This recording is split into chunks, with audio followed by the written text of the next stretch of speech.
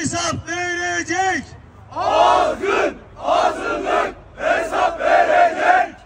Azgın azınlık hesap verecek. Allahu Ekber. Allahu Ekber. Allahu Ekber.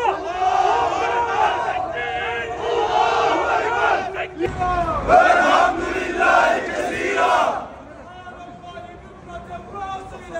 Subhanallahi bukreten ve asila.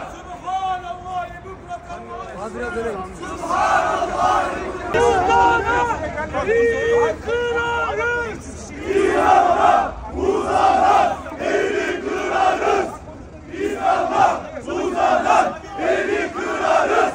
İslam'a uzanan eli kırarız. Lebbeyk ya Allah. Lebbeyk, lebbeyk, lebbeyk ya Allah. Lebbeyk, lebbeyk, lebbeyk ya Allah. İslam'a uzanan eller kırılsın. İslam'a uzanan eller kırılsın. İslam'a uzanan eller kırılsın. İslam'a uzanan eller kırılsın. Ya Allah, Bismillah, Allahu Ekber. Ya Allah, Bismillah, Allahu Ekber. Ya Allah, acımızın kutsal şerefsiz.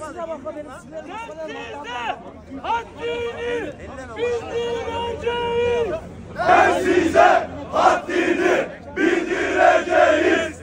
Ben size haddini bildireceğiz. İslam şereftin, İslam izzettin, İslam şereftin.